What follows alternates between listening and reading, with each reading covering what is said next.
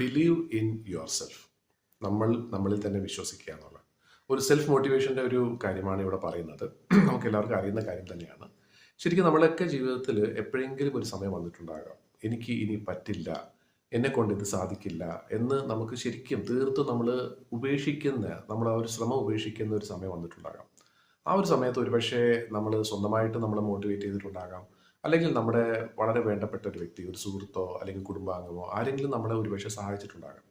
അപ്പോൾ എല്ലാവർക്കും എപ്പോഴും ശരിക്കും പറഞ്ഞാൽ ചുറ്റുമുള്ള ആളുകൾ സഹായിക്കണമെന്ന് നിർബന്ധമില്ല. കാരണം നമ്മൾ ഒരു പ്രാവശ്യം മാത്രമായിരിക്കില്ല ഇങ്ങനെ ഒരു എന്താ പറയുക അനുഭവത്തിലൂടെ നമ്മൾ കടന്നു പോകുന്നത്. ശരിക്കും പലപ്പോഴും നമുക്ക് തോന്നാറുണ്ട്. അപ്പോൾ ആ സമയത്തൊക്കെ ശരിക്കും പറഞ്ഞാൽ നമ്മളെ ഒന്ന് പിടിച്ച് എഴുന്നേൽപ്പിക്കാനായിട്ട് കൂടെ ആരും ഇല്ല എന്നുണ്ടെങ്കിലും എന്ത് പറ്റും, നമ്മൾ വീണ് പോകും. അപ്പോൾ ആ സമയത്ത് സ്വയമേ എഴുന്നേൽക്കാനുള്ള ഒരു ശ്രമം നമുക്ക് നടത്തേണ്ടതായിട്ടുണ്ട്. അപ്പോൾ നമുക്ക് ശരിക്കും പറഞ്ഞാൽ എപ്പോൾ വേണമെങ്കിലും നമ്മുടെ മനസ്സ് വിഷമിക്കാം.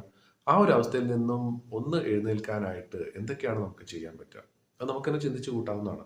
ഒരുപക്ഷെ നല്ലൊരു പുസ്തകം വായിക്കുകയോ, അല്ലെങ്കിൽ നല്ലൊരു സ്പീച്ച് കേൾക്കുകയോ, അല്ലെങ്കിൽ നമുക്ക് ഏറ്റവും വേണ്ടപ്പെട്ട ഒരു സുഹൃത്തിനോട് സംസാരിക്കുകയോ, അങ്ങനെ ഒരു കാര്യത്തെക്കുറിച്ചും കൂടെ ഒന്ന് ചിന്തിച്ച് വെക്കുക. നമ്മളെപ്പോഴും പറയുമല്ലോ, ഒരു കാര്യം നമ്മൾ ചെയ്യാനായിട്ട് തീരുമാനിക്കുമ്പോൾ അതിനൊരു പ്ലാൻ ബി വേണം, ഒരു ബാക്കപ്പ് പ്ലാൻ വേണം. അത് തീർച്ചയായിട്ടും നമുക്ക് ഈ ഒരു കാര്യത്തിലും പ്രയോജനപ്പെടുത്താവുന്നതാണ്. അപ്പോൾ തീർച്ചയായിട്ടും നമുക്ക് ഒന്ന് നമ്മളെ സെൽഫ് മോട്ടിവേറ്റ് ചെയ്യാനായിട്ട് എന്തെങ്കിലും ഒരു കാര്യമുണ്ടെങ്കിൽ, ഒരു വഴി ഉണ്ടെങ്കിൽ അത് പ്രയോജനപ്പെടുത്തുക എന്നുള്ളതിന് വേണം.